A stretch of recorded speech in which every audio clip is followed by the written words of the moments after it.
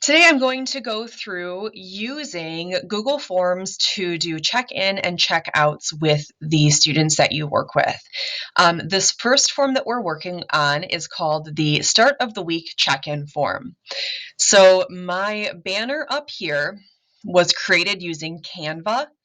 Canva, right here, this is a free program that you can use to personalize your Google Forms and your flyers, not just for the ones with students, but for anything that you do. And the forms, there's like certain pixels you have to do forms, but it's a pretty basic size. If you Google it, it will pull up exactly what it is you need. This one is 1600 by 400, and that will pull up all of the banners that are this size. And then most of them are free. The ones with the little crowns on them are not. You do have to pay for those. I only use the ones that are free. So after you create whatever you want your Google Form header to look like, you just download it and it will show up in your download bar, and then you'll be able to upload it into your form. And we'll go through how to do that next.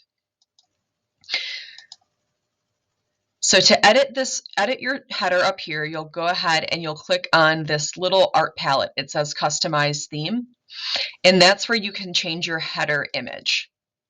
So there's some predetermined ones here, or you can upload it. Just click Upload and then Browse to select the file that you want, and then you'll see some of the ones that I have in here. Select the one you're looking for and we'll upload if it's the right size, again using that 1600 by 1400 pixel, and it will populate right here, and then it will also create a theme color for you that matches your header, which is kind of cool. So after you have your header in, you can then go ahead and start changing whatever you actually want the form to look like. To add an image, you just click the section and then click Add Image, and it will do the same thing where you'll be able to insert image either from uploading it or from Google Drive or for any of these sources. If you already have an image, you'll have to remove the image before adding another one, and then you can choose how you want it to be aligned, left, center, right. I like mine to be center. And then we go into the real basic meat of the check-in, check-out form that really should stay the same.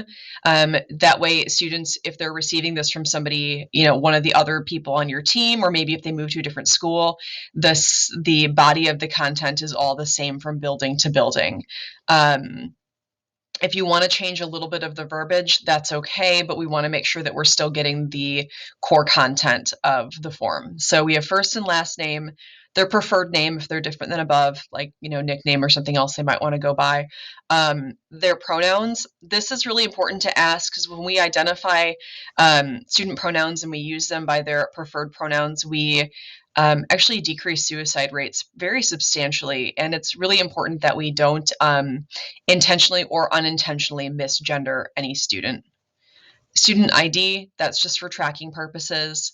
And then we get into our questions. And we always make that caveat of that this is a safe space unless they are going to hurt themselves, hurt someone else, or if someone is hurting them.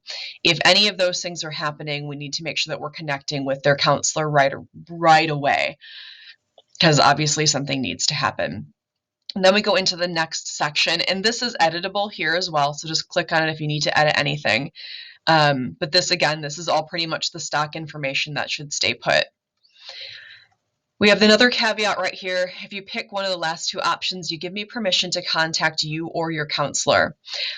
Here they're identifying that they need a check-in, and if they're identifying that they're in a dark place, we want to make sure that we are checking in with them as soon as possible. Otherwise here, we're just kind of gauging, like, how are you doing?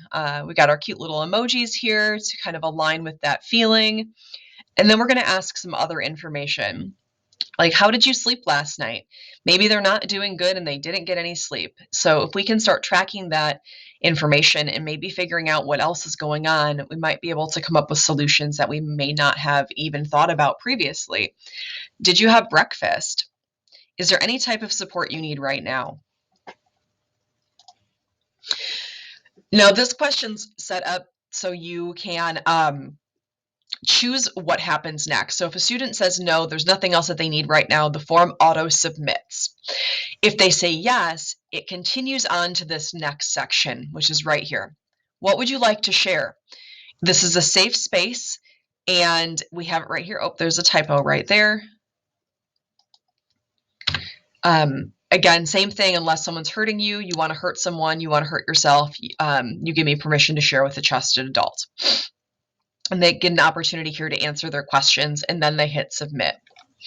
Once they hit submit, let's get back to this. Once they hit submit, a message will pop up letting them know, thank you so much, I'm glad you're here.